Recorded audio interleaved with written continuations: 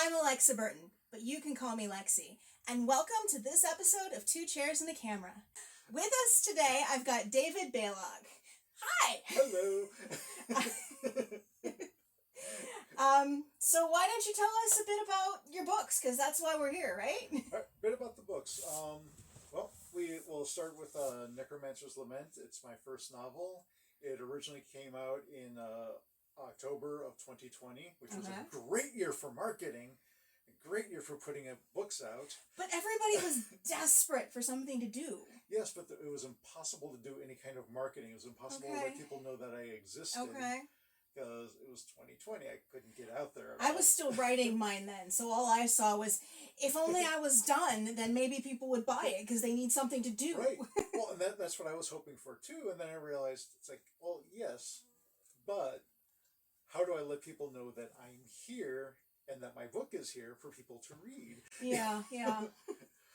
When we signed the contracts in 2019, we had no idea what 2020 was going to be bringing for the company. So I was like, well... Contracts. So is this traditionally published? The first printing was done by Rock Hill Publishing. And he signed 5 of us in 2019. He, found a whole bunch of us, gave us all our start. Okay. It was about a year and a half, 2 years later, we left 2 of us left the company with the idea that we wanted to do what he did for us, was find new authors, help them get a foundation, and by us stepping away from him, that freed up space so that he could find new authors to replace us. So he could pick up new people, we could pick up new people and help, because there's so many authors out there, and so many people that don't want to self-publish or have self-published and want to try something a little more, at least small press. Okay. Because getting an agent, getting in with the big hard. 4 is nigh on impossible. Yes. So we broke away. Just as we broke away, we found somebody who had just started her own company, Little Lion Press, and let's just say personalities clashed a little bit, and so about a year later, we broke away and formed Owl Talon Press.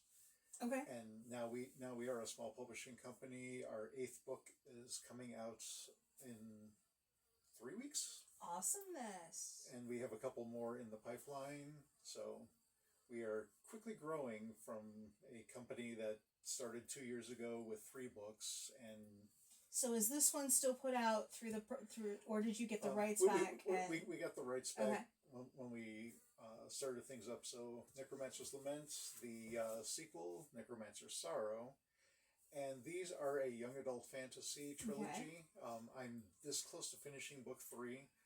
Isn't that a place to be? Yeah, I've got about a third of a chapter left to finish, and I will have the first draft of it finally finished. Exciting. Yes. I've been trying so hard to get this done. I've been working on it, but since we started the company, I've spent more time editing other authors and reading other people's stuff. I hear that's what happens. Myself. Yeah. So, but, as, Haley and I jointly own the company. As owner, it's my responsibility to help the others and not just help myself. Yeah. So I finally got through far enough ahead that I could take some time and get back to myself for a little bit before. And you're so close. You gotta finish that chapter. I have to finish. Just tell them that you need a week. Right. Yeah. I got an oil change this morning, so I got about 500 words written then. Okay. I had a little break in the afternoon, did another 500 words, so You're getting there. I'm getting there. I might have some time this weekend. I'm not entirely... No, actually, no, I won't. Because I've got a show Saturday. I'm meeting up with my cover artist for these 2 books on Sunday, because we're working on all of the artwork for book 3. Ooh. Is there a lot of artwork in the books? Yes. I have, because he not only did the cover, spine, and back covers, but I also have chapter art. Oh, okay. So there's, this one's going to be a little hard to see. I'll find one that's a little darker. I can take an actual picture and that'll work too. insert it. Because, I don't know how much the camera can see from here. So there's 15 pieces of chapter art in here. Cooperate. Technology is beautiful, isn't it? It always does really exactly is. what we It want does it to do. exactly what we need it to do. Every single time. Every It's single so time. dependable. Yes, it's right there Yeah. for you. And we need it so we can't even function without it Exactly, anymore. exactly. How would you write a book without Right. some means of typing? Yeah, I mean, I could write it by hand. I started by hand. I write my first drafts by hand. Yeah. But you still have to type them to be able to edit them. Right. Yeah, because writing by hand. So, well, when I first started, I wasn't planning on writing a book. I had just finished my master's degree in history, and I needed something fun to do. I needed something that didn't need 142 sources cited. After all those research papers and all of those essays, I needed something for fun. So I stopped off at Target back before Target was, politically incorrect as it is currently. I don't pay much attention to because all corporations are. Everyone's got a stance. Everyone's got a stance. If they don't make me feel like my money is going to their stance, I ignore it. Exactly. It's like, how. There are some of them that make me feel like my money is going to their stance. Exactly. And those companies I absolutely don't go to. I don't know what's happening with most companies, but somewhere. Yeah, most somewhere of them along, I don't have a clue. Yeah, it's like I gotta go shopping somewhere along the line. Yeah. You need things like food. Right. So I don't pay as much attention unless I know specifically that it's something that I don't want to have anything to do with. Yeah. But anyway, getting off of politics because that's that you tune in for the books, you stay for the tangents. Exactly. But I bought a nice big spiral notebook. I bought a pack of pens, sat down in the parking lot, and just jotted a few things out. Over time, because depending on how my work schedule is, sometimes I get small breaks in the afternoon or whatever. And so I'd write a little more. And then I was writing a page. Then I wrote a chapter. And I kept looking at things going, I think there's a book in here. And I see a trilogy arc for this character, so I think I need to write 3 books. What have I done? I know that feeling. Yeah. I know that feeling. But I wasn't super focused on it, so it took me 7 years to write the first book. There were times where I would go months without writing just because I didn't have the time or the muse was telling me I needed a break. But again, I didn't have a time frame. I didn't have a corporation behind me saying you've got 6 months to write a book. If I did, give me the money so I can take 6 months off of work to write a book. Somebody give me 6 months worth of money so I can go home and write a book. Yes, please. Yes, please. Thank you. So it got done when it got done. Then I went through the process of trying to find a publisher, and I spent 2.5 years doing that. I went online, found a great long list of fantasy publishers. Because there's plenty of sources to find publishers. Right. But they all have their boxes to tick. Exactly. And that took me a little time to figure out too, which is probably why early on in the querying process, I wasn't ticking all the right boxes. Plus, I also found out that I wasn't writing a very good query. Okay. I found a source online, Query Shark, which was absolutely phenomenal. They had a whole bunch of samples and said, all right, this is how it started, this is how it ended, this is how we worked with it. And I keep putting my hand in front of my face. Yeah, I just so realized that too. So I need to keep my hands still. Because oh, don't look at me. Well, for your own safety, don't look at me. Most authors do seem to be introverts. We are. Because we'd rather be home writing than out in the world and doing We'd rather stuff. be talking with our friends. Exactly. Instead of people out in the world. Exactly. Although they don't like me either anymore. Cause, mine still like me. Yeah, mine had issues with me from the beginning, and the more I'm writing, the more they're looking at me like, what have you done to me? Why are you doing this to my life? Why are you treating me so poorly? We were nice to you before, but finishing a trilogy, so, there needs to be an ending. Sorry, they're not all going to live. I'm not going to say who or when or in which chapter. You're going to be one of those authors. It needs to finish. I don't like to kill people. To be fair, I am writing about a necromancer. Well, I mean, villains, I guess. Yeah. When you're writing about a necromancer, I'm not sure we death can is say that on not YouTube. necessarily the end. I'm probably going to have to bleep that, but everybody knows what we're talking about and that we're talking about literature. Yes. So what else have we got here? We also have Tia and the Javelina. It's a book I co-wrote with Haley, my And that's co-founder. under a different name? This one I went under Sandy Neal. Okay. Just to make a separation from the Okay. children's books to the young adult books. Okay. Just in case somebody sees, oh, there's that, and then that's the same type. It's like, no, that's for 6 years older. I keep the same name, but I'm also writing picture books and adult books. You're not gonna gonna mix those up. No. But with a smaller novel versus Mhm. a larger one, it could be easy to make that mistake, and so just to clear things out. Plus, it's also my aunt Sandy and my mom Debbie Neal, therefore the Sandy Neal. I gotcha. It started off with their inspiration, and we've taken it and Haley Kilgour, my partner, has really run with it. She's already got the third draft of Tia's second book already done. We've got the artwork in process for that, so we can get that one out. You've just got all kinds of stuff that's so close. Yeah, and we're going to keep Tia pretty much on summer vacation for the most part, at least for the first few books, and eventually, she might age into third grade or something. Okay. But we're just going to keep her in summer for a while, and we keep sending her to different national parks, finding new animals to fall in love with, and learning life lessons along the way. There are lots of kids that are gonna like that one. Yes, it's been very popular. It came out in May, I think, and I'm going to have to order more soon. Awesome.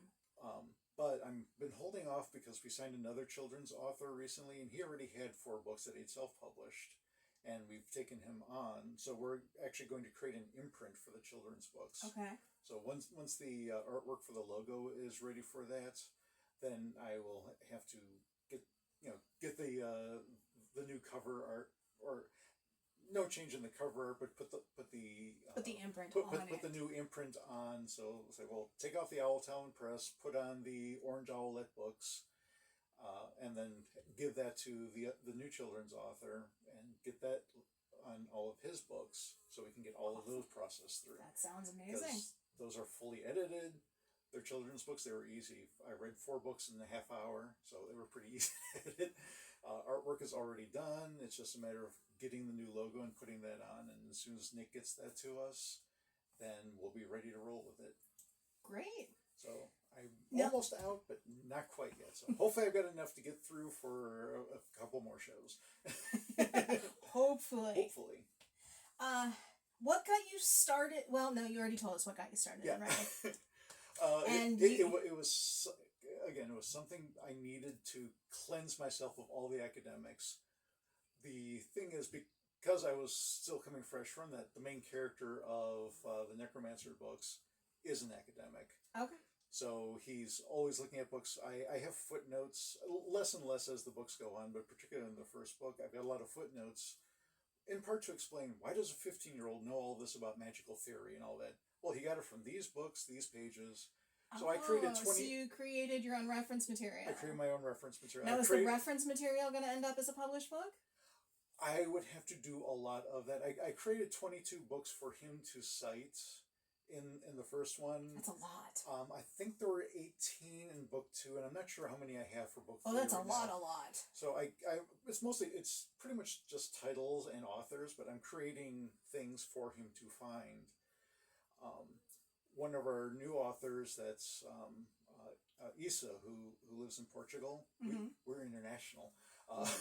The book that's coming out in a couple weeks, she lives in, I know it's in England. I don't know if she's specifically London proper or in the general area, but I know she's in England. Isa is writing a book, and it's also dealing with a magical library. She went through the process of not only going through all of the books that she mentions, but giving dates as far as that world is concerned, the author's names, a short blurb on every single book. So she went full reference with all of them, and I'm extremely proud of how because I just asked her if she could do like a little bibliography of just setting up a list so that you can kind of look and see, oh, all of these books were mentioned in this book. She went above and beyond, so that's going to be terrific. That is going to be cool. That pops. Wow. and we're looking for that one late February, early March. So, since you are taking on a mentorship position, basically, of your own, Mm-hmm. what is the most valuable piece of writing advice you've ever received? I've gotten a lot of bad advice over the years. I think what the best advice was, just follow your muse. Mm-hmm. Write what you want, when you want, however much you want, and about whatever you want. There's people that say, oh, you have to write every day. You have to write this much every day. You have to find your space. Whatever works for you, great. If having a particular space to write works, wonderful. If writing every day is what keeps your juices flowing, wonderful. I also work 10 to 12 hours a day, so finding an hour to write, that's a lot of I got bills to pay. Yeah. And these are not there yet. And these are not there yet. The hope is sometime as kind of a retirement plan that I can just be a publisher and not be... I keep saying I don't need to be rich and famous. Right. I need to be not starve and die. Exactly. I want to get back to zero. Had I not fixed up the house, because it's like you need things like furnaces and siding and hot water. Yeah, hot water. I just put on a new roof 3 weeks ago, so that's fun. So I've helped do that before. Yeah. So, how much more overtime can I pick up? Yeah. How many more bookshelves can we go to? Exactly. Got this one. I got one this Saturday, one the next Sunday, 4-day show the weekend after. I'm busy. I'm like, I thought I knew when most of these things are, and you're very clearly talking about things that I don't know about. Yeah. I do a lot of Oddmall shows, which are what two of them are, and I love Oddmall. It's so much fun. The people are fantastic.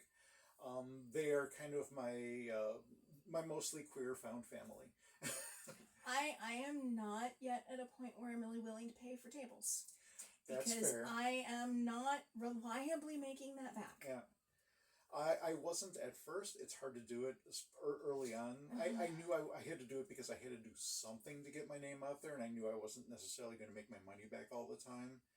Since becoming a publisher and having multiple books, plus I've carried some books by some friends of ours who I'm just doing that on consignment. So, So it allows you to make a little bit extra without only selling your exactly. books. It gives a little extra. It gives them some face time. It makes them some extra money where they're not paying for the shows, but I am. And since I'm paying for the show, that's why I get my 30% and they still get their 70%. I gotcha. And it also fills up the table a little more. So I might give you a couple of books. I have to shift some shelving around because a friend of mine is switching the way she's doing things, and she has a 6-tier book rack. I have a 6-tier rack, which I'm getting from her because the 4-tier rack isn't big enough anymore. Kids' books fall out of my brain. They just go blap. Yep. So I have 9 or 10 books. Nice. In just over 2 years. Fantastic. Yeah. Now only one of those is like an actual novel, but there's the kids' books take up a lot of space on that rack. That's true. They are a little on the oversized. Yeah. Our new kids' books are also going to be 8x8. So yeah, mine are 8.5. Do you have, amongst all your books, do you have a favorite part that was like your favorite thing to write or that you keep coming back to? Oh, I probably should grab my glasses, but I think I can read it. Just have to find it.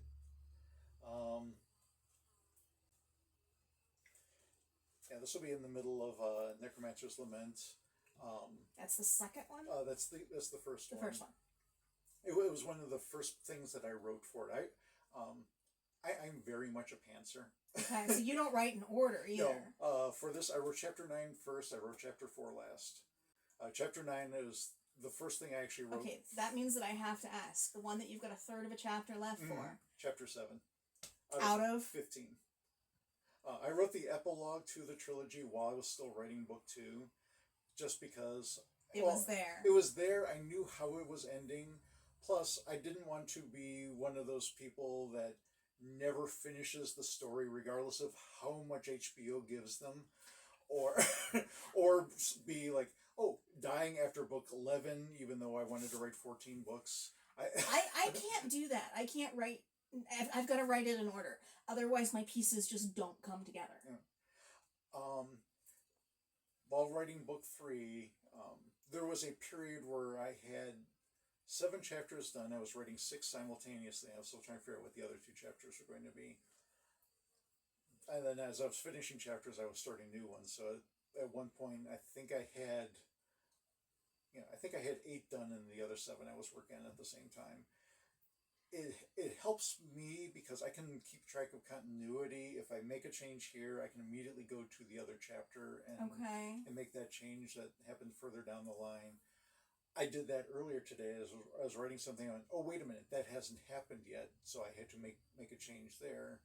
Yeah. But I caught it while I was writing it, so it was easy. But you do what works for you, and that's what you said. Exactly. And that does not work for me. So you do what works for you. If writing in order is... And for each of the sequels, I started with the first 1, 2, 3 chapters. Okay. Because I had to make the transition from the previous book to the new book. After that, it was open season. But at this particular point in the story, Mithron, the main character, and his friends have come across the tower of an ancient wizard that died or should have died 150 years ago. Okay. In a way, he kind of did both. He died. Okay. And because it's a necromancer book, it works. Necromancer, so it works because there are plenty of undead creatures wandering around in here, including this very powerful undead wizard. Without my glasses, I have to stretch a little further. Let's see. At first glance, one could misconstrue the thing that was once the man called Ormac as but a desiccated corpse, posed in a comfortable position, sitting in an overstuffed chair.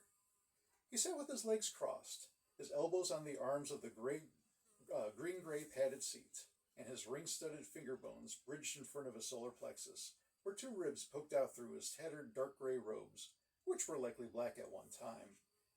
The taut flesh remaining on the left side of his skull, leaving him with 1 cheek and 1 eyebrow, gave him an expression of thoughtfulness. A circlet sat on his brow, similar to the one Larzet had worn, and a silver necklace with a charm resembling a silver snowflake hung loosely around his neck.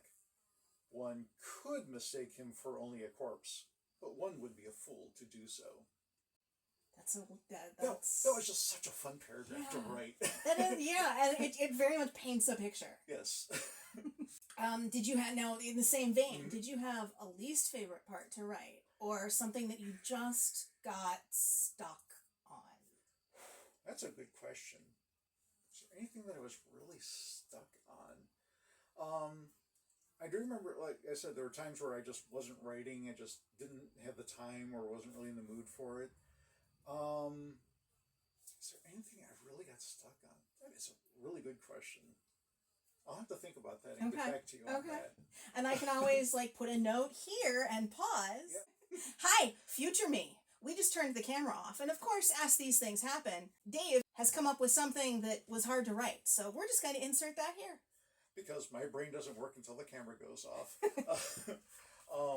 What was really hard for me to write, and it deals with, again, dealing with my wife's death. I wrote a poem in order to get that out. I don't know if I'll, I don't know if you want me to read the whole thing. That's up to you. Okay. I will see if I can do the whole thing without breaking down. And again, this was shortly after my wife died, and this was a way for me to process. I don't write a lot of poetry, but every now and then. The poem is called Solitude. Solitude. I had long wished for quietude, and now regret my foolishness. Wishes never come true in the way we want. Solitude. The shards of my broken heart cut whenever I pick them up, bleeding tears from my core. Solitude. This plague has taken so much from so many for so long. I have little left to lose. Solitude. She's gone. Taken by disease. It stole her from me. A thief hidden within her took my most valuable treasure. Solitude. How do I live? Why do I live? Why continue when all I have lived for is gone? Surviving is a curse. Solitude. I'm not just lost, heartbroken and apathetic, suffering from her loss, uncaring about myself. She's gone. Our lives were deeply intertwined, yet we keep our individuality and independence. We kept our individuality and independence. My heart is frayed as I unravel from her. Solitude. I reach across the couch, the bed, one hand outstretched into empty air, the other stifling my unending flow of tears. She's gone. Though I'm lonely, I'm never alone.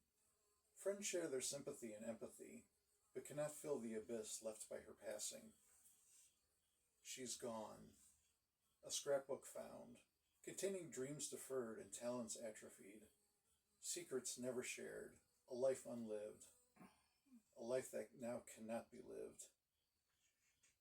Solitude. Accounts go untold without her to share them with.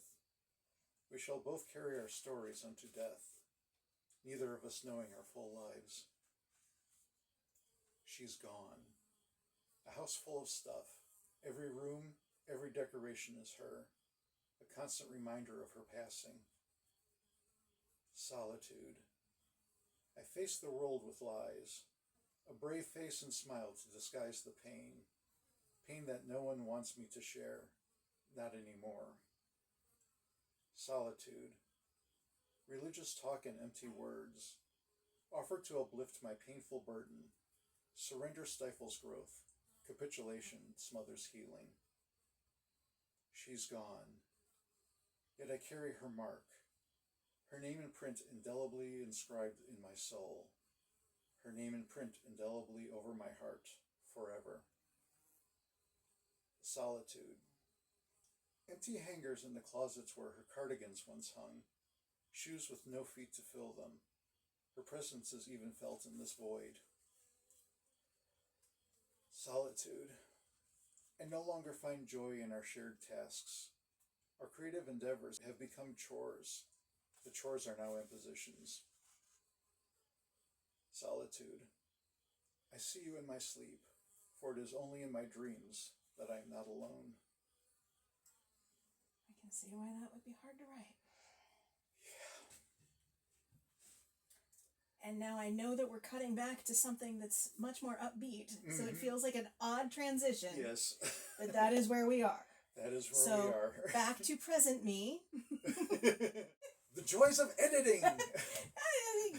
Yeah. Yes. Editing video, editing books. Yes. Is there an author or a non-author that influenced your style of writing and how you choose to present yourself? I think, particularly with the Necromancer books, I would have to go back to David Eddings. Okay. The Belgariad, I think, I don't know if I'm pronouncing that correctly or not, but it was one of the first fantasy series I ever read, and it came out when I was 13 years old, so it was very strong and very influential for me. I had just started playing D&D. Suddenly this group of fantasy books comes out. So I read those, and it really influenced the way I see wizards, the way I see magic. More so even than Tolkien, which I tried reading when I was 12, and it was much easier to reread it in my 30s, because at 12 years old, it was like... We talked about Tolkien in the last episode. Yeah. That isn't up yet. So you'll have to listen to that one. Yeah. I'm sure I made a lot of people angry. Yeah. I enjoyed Tolkien. I just enjoyed Tolkien better as I was older than when I was younger. I can understand that. Yeah. I can very much understand that. you've already told us what you're working on. What's next? What's next is, well... Since it's getting close to done. Yes. Since that's getting close to done, I do have... my writing group is doing another anthology. Okay. So I need to come up with a short story for that. Is that what this bottom one is? A writing group anthology? The bottom one is an anthology from a group that that Haley found on Instagram. She's like half my age, so she understands Instagram a whole lot better than an old fart like me. I don't understand Instagram. I downloaded it yesterday to try and set up a Threads account because I've been told that's good for authors. Haven't done it yet. I just hit download on the app. Yeah, I need to get back to Threads. It's there. It's on my phone. I just don't have a whole lot of time for social media. Every now and then it's like I'll pop up on something, post something really quick, and then I move on. But she found this a whole bunch of different writing groups, and this particular one was talking about doing an anthology, and she said, well, we run a publishing company if you want us to do it. And everybody said, oh, sure, let's do that. So Shadows of the Mind, it's all focused on emotional health. So there's stories on grief, depression, bullying, but also healing and recovery. And that's something that you helped in the publishing side of it, not so much in the writing side of it? Both. Okay, you've got a story in there. there. Yeah, I've got a story and a poem in here.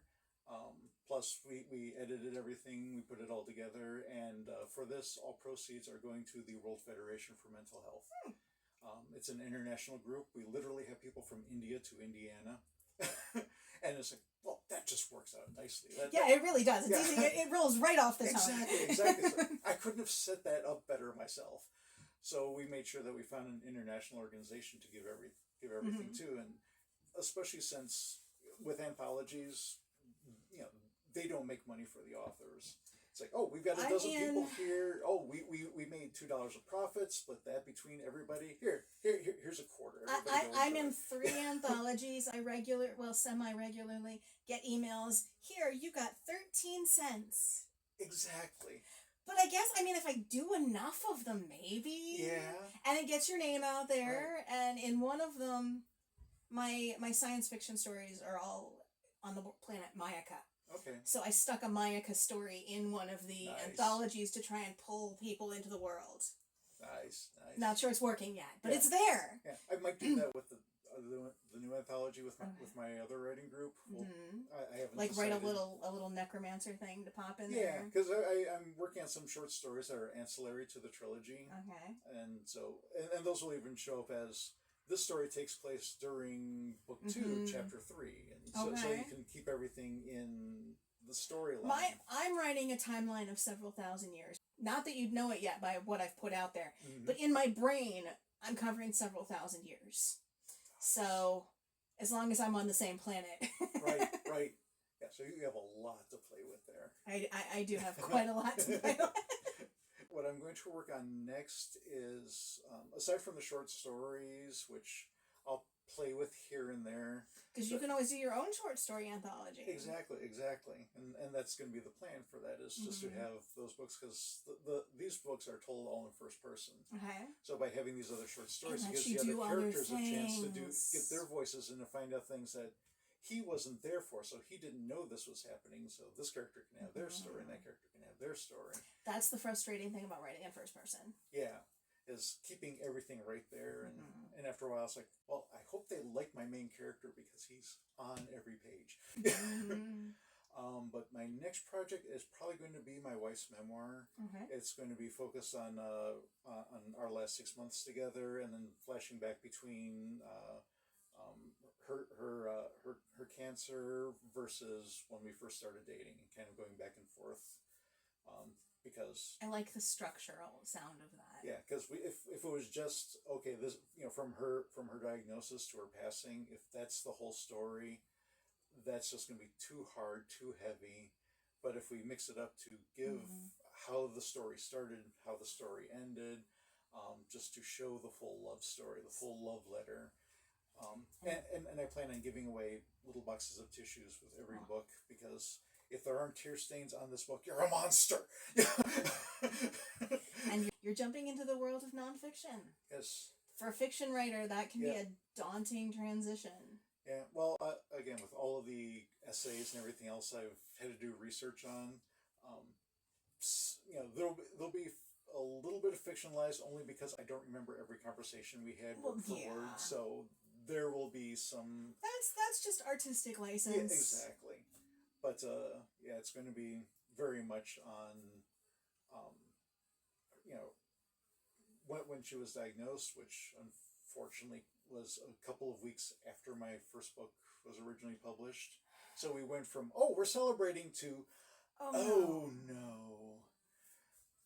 All right, let's figure out what next steps are and then go through all of those steps. And fortunately, I took a lot of notes, particularly when she was in the hospital. I was doing a lot of journaling, in part because I knew I wasn't going to remember everything that the doctors were saying, so I had to write things down. Plus, getting my feelings out and processing those. Aww. Exactly. I need to get this out while I'm feeling it because I know, and we could see the writing on the wall, but we hope for the best, but we kind of know where things are going. That is unfortunate, but should make for a very interesting project. Yes. I showed one of our other authors just the like the 1-page opener to it. She handed me back my laptop, tears streaming down her face. She went, "You son of a." If that's not an endorsement, what can you say? Exactly. I mean, the best review I ever got for Necromancer's Lament was, um, I think she was an ARC reader when I was, going with Little Iron Press. Jasmina was really good at finding ARC readers for stuff like that. And so I got a review from her like right at the beginning saying, "Oh, I just got this book. I'm looking forward to checking it out," and getting all of that. A week or two later, she has this other post. She's bawling and yelling at me because I got her. That it came out of the blue. It was unexpected. Oh. She wasn't, she did not think that was going to happen. I mean, she knows you were one of those authors. And it was completely unintentional. I know exactly the part she was talking about, even though she didn't say anything because she didn't want to give any spoilers. But when I wrote it, I stopped, saved, closed up my laptop, and texted my alpha reader and said, "I just so," and he went, "No! How could you do that?" I said, "The story demanded it. As much as I would love to give the character plot armor, as much as I want to find a way to save the character, the story was going that way, and it kind of left me no choice. Because it wouldn't be fair to the readers for me to just suddenly find a way for this character to get out of the situation." So it happened, and I have to be true to the writing. Yes, I am the author. I could have completely rewritten that, but it wouldn't have felt right. It wouldn't have felt the same. I do know what you mean. I have not been in that position yet, but I don't know what I do because I love my characters and. Oh, I absolutely did not want to kill this character. I had plans for. It's like they're my friends. Yes, I had plans for that character for book 2. I needed that character for book 2. I had to change my plans for book 2. And then that went in completely a different direction than I had planned for anyway. So. But that's what we seek to pull out of people is some sort of emotional response. Right, exactly. I've got a story coming out in an anthology soon that has been described as beautiful and horrifying and gut-wrenching and creepy. And it's not it's not creepy on like a scare you horror kind of level. It's that kind of just a little bit off. Yeah. And I'm very excited for that one to come out. I knew I liked you. Oh, I am so creepy. I don't know that I'd say I'm creepy, but I am so weird. You're a writer. You should be. Yes! The best writers are just batshit insane. Absolutely. That's why I love my writing group. This is why I hang out with the friends, the authors that we found. It's like, there's just enough twisted in here that How could I not spend more time talking to these I'll people? tell you, doing these podcasts, I have found more people that I get along with Mm-hmm. than like doing anything else in my entire life. That's why I love doing the oddballs. I found, like I said, I found my family there. Now, as far as like my reading people, I'm sci-fi more than, so Mm-hmm. the oddball's not a perfect fit, but I get what you're saying. I do fairly well. I've got a couple of sci-fi books that a friend of mine has, and they do fairly well. They draw a lot of attention. Okay. Well, I like to end these up with asking, and I don't like to prepare people for this. I'm completely unprepared enough. Yeah, I keep being told to prepare more for my podcasts, but I really find that the ones that I don't prepare for lead to much more organic and fun conversation. Absolutely. I like to end these by asking, tell us one fun fact, tidbit, story, something about you that is not writing related. That is not writing related. A fun tidbit story about me, because all of my life has been writing, especially since my wife passed. It's like it's been a good focus for me. It's been a good way to draw me out. Another fun fact is I'm also an ordained reverend. I'm non-denominational. I work with everybody, and I originally took training for it because I was learning Reiki at the time. Okay. And there are rules.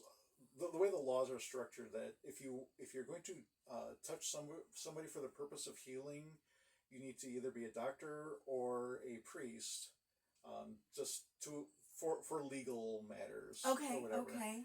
So I took the time, did the training, became so that you could do ordained, Reiki, so that I could do Reiki without having somebody sue me because I touched them.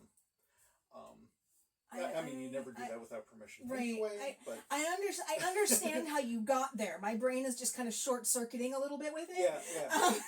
But I do see the path. Yes. It's not denominational, it's a walking ministry. So wherever I happen to be, that's where my church is. So right now, welcome to my church. But and then after that, I never finished my Reiki training because of other circumstances. I got to level 2, but I never continued. Do you want to go back to that? That is something I would like to get back to at some point. I have so much else going on in my life right now. Don't we? Life's hard sometimes. Yeah. I was up until 5 a.m. 2 nights ago because I had the harebrained idea that I was going to pressure can 2 batches of green beans and water can apple slices. That was too much. Yeah. I know this isn't the food channel, but right. that was... No, because I mean, I've done canning. I enjoyed it. What my wife and I hadn't thought about at the time, that we don't eat a lot of jelly, and so but we had all this fruit, so we made all of this jelly, and we gave a lot of it away, and oftentimes we were using for cooking. In particular, there was a white wine jelly that we made, and it was really good on pork. So we would put that in the slow cooker and just dump the whole jar of jelly on that. That's a thought for my 2 boxes of apple jelly. Yeah. Apple jelly is fantastic. Plum. I have plum jelly. That would be really good on pork. Nice. Yeah. Like I said, stay for the tangents. Exactly. In a couple of weeks, I'll be doing the Apple Butter Festival in Burton. Not as a publisher, but because I've been volunteering at Century Village for years now. Pretty much every. I think I started volunteering there in 2009. It was the same year as I got my master's degree, because I needed something to do with my history degree, and well, they're a historical association, and they do their Apple Butter Festival every year, and last year I got on kettle duty for the first time, so I was actually making the apple butter and stirring the apples for I'm doing 5-6 hours. This week. So and apple butter always tastes great. It tastes even better when it comes from the batch that you made. Yeah. And it has all that wood smoke in it and everything else. Oh, so good. I made a big pot of macaroni and cheese, and the apple butter balancing against the cheddar. I can see that. Normally I don't use cheddar. I usually use like a Colby Jack because it melts better and it's smoother. But with the apples, I wanted a little more cheddar in there to sharpen it up. Yeah. Yes. I also love to cook. Well, we'll be talking after the show. Absolutely. Um, I was just invited to a new D&D group, and they always cook. So in order to help, I've been bringing desserts. Mhm. And Sarah told me, it's like, bringing you into the group is the best decision I've ever made. I'm bringing in cookies, I'm bringing in cakes, I'm bringing in muffins, I'm bringing whatever. You are me. But I know you said that you don't do a lot with social. But I will link any socials that you send me down below in the description. So if you want to check out David's stuff, it will be down there. And if you enjoyed the video / podcast / wherever you are watching / that's too many slashes. Wherever you are watching or listening to this on, give the video a thumbs up or a like, whatever is appropriate. And subscribe or follow so that you don't miss the next episode. And that's all we've got for today. So as always, see you next time. Bye.